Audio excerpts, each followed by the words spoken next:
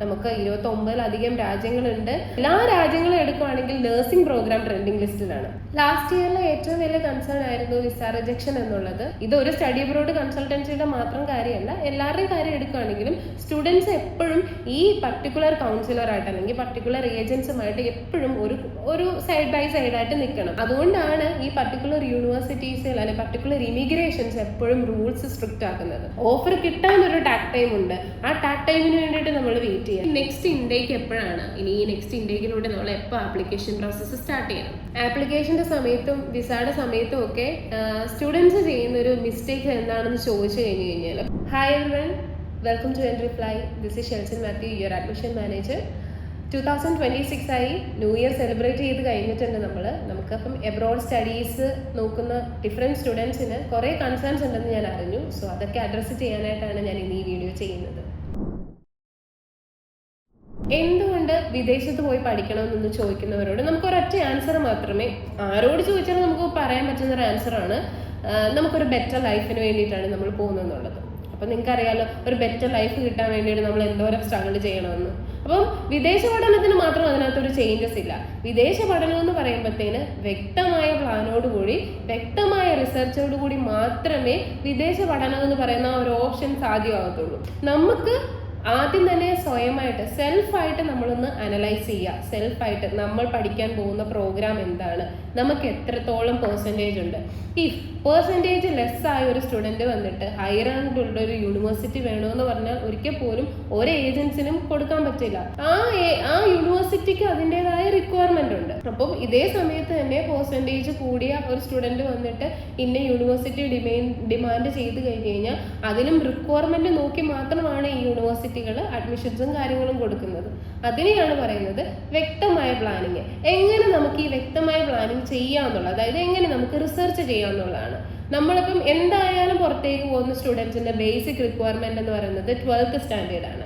ഈ 12th സ്റ്റാൻഡേർഡിൽ at least നല്ല ഒരു പെർസെൻറ്റേജ് വാങ്ങിക്കുക, ഡിഗ്രിക്ക് ഒരു നല്ല പെർസെൻറ്റേജ് വാങ്ങിക്കുക. ഇങ്ങനെയാണ് നമുക്ക് പഠനം, അതായത് വിദേശ പഠനത്തിലോട്ട് വ്യക്തമായി നോക്കുന്ന ഒരാൾക്ക് ചെയ്യാൻ പറ്റുന്ന ഏറ്റവും ബേസിക് ആയിട്ടുള്ള കാര്യം. പിന്നെ ഇതിനകത്തൂടെ നമ്മൾ ചോദിക്കേണ്ട, അല്ലെങ്കിൽ ഇതിനെ ബാലൻസ് ആയിട്ട് നമ്മൾ ചെയ്യേണ്ടതെന്ന് പറഞ്ഞു കഴിഞ്ഞ് കഴിഞ്ഞാൽ നമ്മുടെ ഫിനാൻസ്. നമുക്ക് ഉള്ള ഫിനാൻസ് കൊണ്ട് നമുക്ക് പുറത്തേക്ക് പോകാൻ പറ്റുമോ, അല്ലെങ്കിൽ ഈ ഫിനാൻസ് കൊണ്ട് നമുക്ക് സ്റ്റഡീസ് സാധ്യമാകുമോ? ഇനി ഫണ്ട് ഇല്ല എന്നുണ്ടെങ്കിൽ നമുക്ക് ബാങ്കിൽ നിന്ന് ലോൺ കിട്ടുമോ? ലോൺ കിട്ടാനുള്ള സാധ്യതകൾ എന്തൊക്കെയാണ് എന്നാണ് നമ്മൾ ആദ്യ ടൈമിൽ തന്നെ നമ്മൾ റിസർച്ച് ചെയ്ത് കണ്ടെത്തേണ്ടത്. അത് നമ്മൾ സെൽഫായിട്ട് തന്നെ ചെയ്യേണ്ടതാണ്. ഈ സെൽഫ് അനലൈസിന് ശേഷം മാത്രം നമ്മളൊരു എക്സ്പീരിയൻസ് ആയിട്ടുള്ള ഡിഫറെൻറ്റ് ഏജൻസി, ഒരുപാട് ഫ്രീ കൺസൾട്ടേഷൻ തരുന്ന ഏജൻസികളുണ്ട് നമ്മുടെ നാട്ടിൽ. ഈ ഡിഫറെൻറ്റ് ഏജൻസികളെ നമുക്ക് അപ്രോച്ച് ചെയ്തിട്ട് അവർ തരുന്ന ഒരു ഗൈഡൻസ് ഉണ്ട്. അപ്പം അത് ഞാൻ പറയുന്നത്, നമ്മൾ ഒരിക്കലും പറയുന്നില്ല എല്ലാവരെയും ഫുള്ളി ട്രസ്റ്റ് ചെയ്യുക, അവർ ഇത് തരുന്നു അത് തരുന്നു ഒന്നും പറയുന്നില്ല. മോസ്റ്റ് ഇമ്പോർട്ടൻറ്റ് തിങ്, എല്ലാ കൺട്രിയുടെയും ഇമിഗ്രേഷൻ്റെ സൈറ്റ്സുകൾ വിസിറ്റ് ചെയ്യുക. അതിനകത്ത് വരുന്ന ചേഞ്ചസുകൾ എന്തെങ്കിലും ഉണ്ടോ എന്നുള്ള കാര്യം നമ്മൾ ആദ്യം തന്നെ ഈ കാര്യം ചെയ്താൽ മാത്രമേ നമുക്ക് മുന്നോട്ട് പോകാൻ പറ്റത്തുള്ളൂ. ഇതാണ് മെയിൻ ഇമ്പോർട്ടൻറ്റ് കാര്യം. അതായത് ബേസിക് ആയിട്ട് നമ്മളൊരു ബേസ്മെന്റ് ക്രിയേറ്റ് ചെയ്യുക, ദെൻ അതിനെ റിസർച്ച് ചെയ്യുക, റിസർച്ച് ചെയ്തതിന് ശേഷം മാത്രം ഏജൻസികളെ അപ്രോച്ച് ചെയ്യുക. അങ്ങനെ ഓരോ സ്റ്റെപ്പ് ബൈ സ്റ്റെപ്പായിട്ട് നമ്മൾ പോയാൽ മാത്രമേ നമ്മൾ വിദേശ പഠനം എന്നുള്ളത് ഒരു ഈസി പ്രോസസ്സായിട്ട് മാറത്തുള്ളൂ.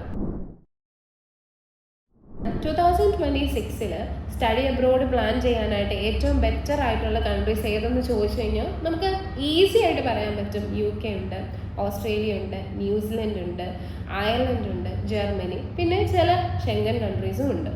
എന്തുകൊണ്ട് ഞാനിത് പറയുന്നു എന്ന് വെച്ച് കഴിഞ്ഞാൽ ഇവിടെ എല്ലായിടത്തും ജോബ് ഓപ്പർച്യൂണിറ്റീസ് നല്ല രീതിയിലുണ്ട്. അതുപോലെ തന്നെ വിസയുടെ റിജക്ഷൻ റേറ്റ് നല്ല രീതിയിൽ കുറഞ്ഞിട്ടുണ്ട്. പിന്നെ ഈ പറയുന്ന പോലെ പാർട്ട് ടൈം ഓപ്ഷൻസ് കാര്യങ്ങളെല്ലാം തന്നെ ഈ കൺട്രീസ് നല്ല രീതിയിൽ പ്രൊവൈഡ് ചെയ്ത് കൊടുക്കുന്നുണ്ട്. ലാസ്റ്റ് ഇയറും ഈ പറഞ്ഞ കൺട്രീസൊക്കെ തന്നെയായിരുന്നു ലിസ്റ്റിൽ ഉണ്ടായിരുന്നത്, ട്രെൻഡിങ് ആയിട്ട് നിന്നിരുന്നത്. ഇത്തവണ വേറെ ചേഞ്ചസോ കാര്യങ്ങളോ ഒന്നും തന്നെ ഉണ്ടായിട്ടില്ല. 2026 നമ്മൾ വിദേശത്ത് പഠിക്കാൻ പോവുകയാണെങ്കിൽ ഏത് കോഴ്സ് ചൂസ് ചെയ്യണം, അല്ലെങ്കിൽ ഏത് കോഴ്സാണ് നല്ലതെന്ന് ഈ ഒരൊറ്റ വീഡിയോയിൽ നമുക്ക് പറഞ്ഞു തീർക്കാനായിട്ട് പറ്റത്തില്ല. കാരണം നമുക്ക് 29-ലധികം രാജ്യങ്ങളുണ്ട്, അതിനധികം കോഴ്സസും കാര്യങ്ങളും ഉണ്ട്. എങ്കിലും ഇപ്പം UK എന്ന് പറയുന്നൊരു കൺട്രി എടുക്കുകയാണെങ്കിൽ ഡാറ്റ സയൻസ് പ്രോഗ്രാമുകൾ, സൈബർ സെക്യൂരിറ്റി പ്രോഗ്രാമുകൾ, MBA പ്രോഗ്രാമുകൾ ഉണ്ട്. ജർമ്മനി എടുക്കുകയാണെങ്കിൽ അവിടെ ഏറ്റവും കൂടുതൽ ട്രെൻഡിങ് ആയിട്ട് നിൽക്കുന്നത് എല്ലാ എഞ്ചിനീയറിംഗ് സ്ട്രീമുകളും അവിടെ ട്രെൻഡിങ് ആയിട്ട് നിൽക്കുന്നുണ്ട്. ഇപ്പം ന്യൂസിലൻഡ്, ഓസ്ട്രേലിയ തുടങ്ങിയ കൺട്രീസ് എടുക്കുകയാണെങ്കിൽ സോഷ്യൽ വർക്ക് പ്രോഗ്രാമുകൾ നിൽക്കുന്നുണ്ട്. ഒന്നും വേണ്ട, എല്ലാ രാജ്യങ്ങളും എടുക്കുകയാണെങ്കിൽ നഴ്സിംഗ് പ്രോഗ്രാം ട്രെൻഡിങ് ലിസ്റ്റിലാണ്. പക്ഷേ ഈ പ്രോഗ്രാം ഒക്കെ നമുക്ക് എല്ലാവർക്കും വന്ന് എടുക്കാനായിട്ട് പറ്റുമല്ല. കാരണം നമുക്ക് ക്വാളിഫിക്കേഷൻ നോക്കണം, എക്സ്പീരിയൻസ് നോക്കണം, ബാക്ക്ഗ്രൗണ്ട് നോക്കണം. ഇങ്ങനെ കുറേ കാര്യങ്ങൾ നോക്കിയാൽ മാത്രമേ ഈ പ്രോഗ്രാം ഒക്കെ നമുക്ക് എടുക്കാൻ പറ്റുമോ എന്നുള്ളതിനകത്ത് ഒരു ആൻസർ കിട്ടത്തുള്ളൂ. അതിനായിട്ടാണ് നമ്മുടെ ഓഫീസിൽ, എൻട്രി ഫ്ലൈഡ് ഓഫീസിൽ കൺട്രി സ്പെഷ്യലിസ്റ്റുകൾ അവൈലബിൾ ആണ്. അവർ നിങ്ങൾക്ക് നല്ല രീതിയിലുള്ള ഗൈഡൻസും കാര്യങ്ങളും തരും. ലാസ്റ്റ് ഇയറിലെ ഏറ്റവും വലിയ കൺസേൺ ആയിരുന്നു വിസ റിജക്ഷൻ എന്നുള്ളത്. അപ്പം വിസ റിജക്ഷൻ വരുന്നതിന് ഒരുപാട് റീസൺസുകൾ നമുക്കുണ്ട്. പക്ഷെ ഇത് എങ്ങനെ നമുക്ക് ടാക്കിൾ ചെയ്യാമെന്നാണ് നമ്മൾ നോക്കേണ്ടത്.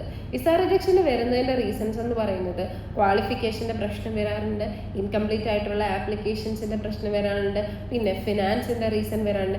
ഇങ്ങനെ കുറച്ച് കാരണങ്ങൾ കൊണ്ടാണ് ഈ വിസ റിജക്ഷൻസ് ഉണ്ടാകുന്നത്. നമുക്കിത് എങ്ങനെ ടാക്കിൾ ചെയ്യാം? നമുക്ക് ടാക്കിൾ ചെയ്യാനായിട്ട് നമുക്ക് ഏറ്റവും important as A study abroad പോകാനായിട്ട് നിൽക്കുന്ന സ്റ്റുഡൻറ്റിൻ്റെ പോയിന്റ് ഓഫ് വ്യൂവിൽ പറയുകയാണെങ്കിൽ നല്ലൊരു ട്രസ്റ്റബിൾ ആയിട്ടുള്ള ഒരു ഏജൻസിനെ ചൂസ് ചെയ്യാന്നുള്ളതാണ്. ഏജൻസിനെ എങ്ങനെ ചൂസ് ചെയ്യാം? അവർ വെക്കുന്ന ഡോക്യുമെന്റ്സ് പക്കയാണോ? നമ്മുടെ പ്രോസസ്സിന് നമ്മൾ എപ്പോഴും അവരുടെ കൂട്ടത്തിൽ തന്നെ ഉണ്ടായിരിക്കണം. ഇത് ഒരു സ്റ്റഡി അബ്രോഡ് കൺസൾട്ടൻസിയുടെ മാത്രം കാര്യമല്ല, എല്ലാവരുടെയും കാര്യം എടുക്കുകയാണെങ്കിലും സ്റ്റുഡൻസ് എപ്പോഴും ഈ പർട്ടിക്കുലർ കൗൺസിലറായിട്ട് അല്ലെങ്കിൽ പർട്ടിക്കുലർ ഏജൻസുമായിട്ട് എപ്പോഴും ഒരു സൈഡ് ബൈ സൈഡായിട്ട് നിൽക്കണം. നിങ്ങൾ നോക്കുക, ആ യൂണിവേഴ്സിറ്റി, ആ പർട്ടിക്കുലർ ഏജൻസ് നമ്മുടെ ഡോക്യുമെന്റ്സ് സബ്മിറ്റ് ചെയ്യുന്നുണ്ടോ, ഫിനാൻസ് സബ്മിറ്റ് ചെയ്യുന്നുണ്ടോ, നമ്മുടെ ആപ്ലിക്കേഷൻ കംപ്ലീറ്റഡ് ആണോ എന്നുള്ള കാര്യമെല്ലാം വ്യക്തമായി നമ്മൾ നോക്കുക. ഇനി ഈ വിസ രജിസ്ട്രേഷൻ കൊണ്ട് നമുക്ക് പുറത്തേക്ക് പോകാനുള്ള ചാൻസസ് ഒന്നും ഒരു രാജ്യവും റദ്ദാക്കിയിട്ടില്ല. അവരിപ്പോഴും ക്വാളിറ്റി എഡ്യൂക്കേഷനെയും വാല്യബിൾ സ്റ്റുഡൻസിനെയും എല്ലാം അവർ വെൽക്കം ചെയ്യുന്നുണ്ട് അവരുടെ കൺട്രിയിലോട്ട്. അതുകൊണ്ടാണ് ഈ പർട്ടിക്കുലർ യൂണിവേഴ്സിറ്റീസിൽ അല്ലെങ്കിൽ പർട്ടിക്കുലർ ഇമിഗ്രേഷൻസ് എപ്പോഴും റൂൾസ് സ്ട്രിക്റ്റ് ആക്കുന്നത്. ആപ്ലിക്കേഷൻ്റെ സമയത്തും വിസയുടെ സമയത്തും ഒക്കെ സ്റ്റുഡൻസ് ചെയ്യുന്ന ഒരു മിസ്റ്റേക്ക് എന്താണെന്ന് ചോദിച്ചു കഴിഞ്ഞാൽ, അപ്പം ആപ്ലിക്കേഷൻ്റെ കേസസിൽ തന്നെ എടുക്കുകയാണെങ്കിൽ നമ്മുടെ പെർസെൻറ്റേജിനനുസരിച്ചുള്ള ഒരു യൂണിവേഴ്സിറ്റി നമുക്ക് ചൂസ് ചെയ്യാൻ പറ്റുക. അതിനാണ് ഞാൻ ആദ്യം തന്നെ പറഞ്ഞത്, വ്യക്തമായ പ്ലാനിങ് ഉണ്ടായിരിക്കുക. നമ്മുടെ പെർസെൻറ്റേജിനനുസരിച്ചൊരു യൂണിവേഴ്സിറ്റി, നമ്മുടെ പെർസെൻറ്റേജ് മീറ്റ് ചെയ്യുന്ന കൺട്രി. നമ്മളിപ്പോൾ ഒരു പിയർ പ്രഷറിൻ്റെ പുറത്ത് നമുക്കിപ്പം ഇന്നടുത്ത് പോകണം, എൻ്റെ ഫ്രണ്ട്സ് അവിടെ പോയിട്ടുണ്ട്, എനിക്ക് അവിടെ പോകണമെന്ന് പറഞ്ഞാൽ ഒരിക്കൽ പോലും പറ്റില്ല. ബിക്കോസ് നമ്മുടെ ക്വാളിഫിക്കേഷനും കാര്യങ്ങളും മാത്രം നോക്കിയിട്ടേ ഇത് നമുക്ക് തരത്തുള്ളൂ. അവിടെ നിന്ന് ഒരിക്കലും റെഫർ ചെയ്ത് നമ്മളെ എടുക്കുകയല്ല ചെയ്യുന്നത്, നമ്മൾ അങ്ങോട്ട് കയറി ചെല്ലുക ചെയ്യുന്നത്. നമ്മൾ കയറി ചെല്ലുമ്പോൾ നമ്മുടെ ഡോക്യുമെന്റേഷൻസിന് ചെക്കിംഗ് ഉണ്ടായിരിക്കും. സോ ആപ്ലിക്കേഷൻ്റെ പാർട്ടിൽ നിങ്ങൾ ചെയ്യേണ്ട ഏറ്റവും ഇമ്പോർട്ടൻ്റ് ആയിട്ടുള്ള കാര്യങ്ങൾ, നിങ്ങൾ ചൂസ് ചെയ്യുന്ന യൂണിവേഴ്സിറ്റി, ചൂസ് ചെയ്യുന്ന കൺട്രി എല്ലാം നിങ്ങളുടെ ക്വാളിഫിക്കേഷൻ ബേസ്ഡ് ആണോ എന്ന് നോക്കുക. നിങ്ങൾ ചൂസ് ചെയ്യുന്ന കോഴ്സും അത് ബേസ്ഡ് ആണോ എന്ന് നോക്കുക. ഇനി വിസയുടെ കാര്യങ്ങൾ വന്നു കഴിഞ്ഞ് കഴിഞ്ഞാൽ കംപ്ലീറ്റ് ആണോ ആപ്ലിക്കേഷൻ, നിങ്ങളുടെ ആപ്ലിക്കേഷൻ ഫുള്ളി കംപ്ലീറ്റഡ് ആണോ, ഫിനാൻസിൻ്റെ ഡീറ്റെയിൽസ് ഫുള്ള് വെച്ചിട്ടുണ്ടോ, ഫണ്ടിങ് പ്രോപ്പർ സോഴ്സസ് ഉള്ള ഫണ്ടിങ് ആണോ, ഫേക്ക് ഡോക്യുമെന്റ്സ് ആണോ, ഇങ്ങനെയുള്ള കാര്യങ്ങളെല്ലാം തന്നെ നമ്മൾ ഈ കറക്റ്റായിട്ടുള്ള പർട്ടിക്കുലർ ഏജൻസിൻ്റെ കൂട്ടത്തിൽ നിന്നുകൊണ്ട് തന്നെ ചെയ്യണം. അവർക്ക് വിട്ടുകൊടുക്കുകയല്ല ചെയ്യേണ്ടത്, നമുക്ക് അവരുമായിട്ട് അതായത് കോർഡിനേറ്റ് ചെയ്ത് ചെയ്യാൻ നമുക്ക് പറയും. വ്യക്തമായിട്ട് സ്റ്റുഡൻറ്റും ഏജൻസും തമ്മിലുള്ളൊരു കോർഡിനേഷൻ ഉണ്ടായാൽ മാത്രമേ ഇങ്ങനെ ഒരു മിസ്റ്റേക്ക് ഇല്ലാണ്ട് സ്റ്റഡി അബ്രോഡ് പ്ലാൻ പോകും. പിന്നെ നമ്മൾ എടുത്ത് ചാടിയിട്ട് ഒരു പ്രോസസ്സ് ചെയ്തിട്ട് കാര്യമില്ല. പെട്ടെന്ന് എനിക്ക് ഓഫർ വേണം, പെട്ടെന്ന് ഫീസ് അടയ്ക്കണം, ഒന്നും നടക്കില്ല. ഓഫർ കിട്ടാനൊരു ടാക്ക് ടൈം ഉണ്ട്. ആ ടാക്ക് ടൈമിന് വേണ്ടിയിട്ട് നമ്മൾ വെയിറ്റ് ചെയ്യുക. ടാക്ക് ടൈം കഴിഞ്ഞിട്ടുണ്ടെങ്കിൽ നിങ്ങൾ പതിയെ പ്രഷർ കൊടുത്തിട്ട് ആ ഓഫർ ലെറ്റർ റിലീസ് ചെയ്യിക്കുക. ഇങ്ങനെയെങ്കിൽ കാര്യങ്ങൾ ചെയ്താൽ മാത്രമേ നമുക്ക് മിസ്റ്റേക്ക് ഇല്ലാതെ അബ്രോഡ് സ്റ്റഡീസും മുന്നോട്ട് പോകാനായിട്ട് ഒക്കത്തുള്ളൂ.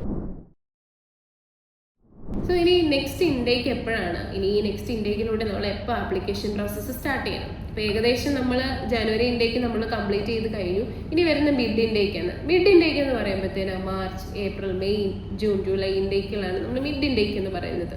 അതായത് UK, Ireland, Australia, New Zealand, Malta, France തുടങ്ങിയ രാജ്യങ്ങളിലൊക്കെ മിഡ് ഇൻടേക്ക് റൺ ചെയ്യുന്നുണ്ട്. അവരുടെ പ്രോസസ്സ് ഓൾറെഡി പ്രീവിയസ് മന്ത്സിലെ തുടങ്ങി കഴിഞ്ഞിട്ടുണ്ടായിരിക്കുന്നു. വരുന്ന മേജർ ഇൻടേക്കാണ് സെപ്റ്റംബർ 2026 ഇൻടേക്ക്. എല്ലാ യൂണിവേഴ്സിറ്റികളും ഓപ്പൺ ആണ്.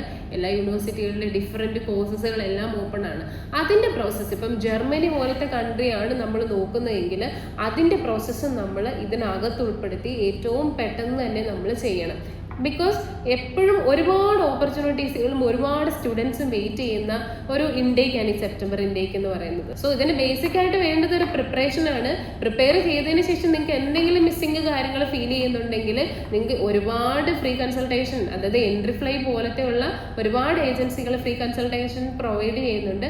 അപ്രോച്ച് ചെയ്യുക, അപ്രോച്ച് ചെയ്തിട്ട് അവരുടെ കയ്യിൽ നിന്ന് ഗൈഡൻസ് വാങ്ങിക്കുക. ഇതാണ് നമ്മൾ ചെയ്യേണ്ടത്. ഫ്രീ കൺസൾട്ടേഷൻ മാത്രമല്ല എൻട്രി ഫ്ലൈ പ്രൊവൈഡ് ചെയ്ത് തരുന്നത്, ഒരു എൻഡ് ടു എൻഡ് പ്രോസസ്സാണ്. നമ്മളൊരു പാക്കേജ് പോലെ തന്നെയാണ് ചെയ്ത് കൊടുക്കുന്നത്. അതുകൊണ്ട് തന്നെ നമുക്ക് free IELTS and PT training ഇവിടെ അവൈലബിൾ ആണ്. സോ ഇനി ജർമ്മനിക്ക് പോകാനായിട്ട് താല്പര്യമുള്ള സ്റ്റുഡൻസുകളാണെങ്കിൽ നമുക്ക് എൻട്രിയുടെ തന്നെ ഒരു ഡെഡിക്കേറ്റഡ് ആയിട്ടുള്ള ജർമ്മൻ ടീം തന്നെ അവൈലബിൾ ആണ് ഫോർ ലാംഗ്വേജ് പ്രിപ്പറേഷൻ.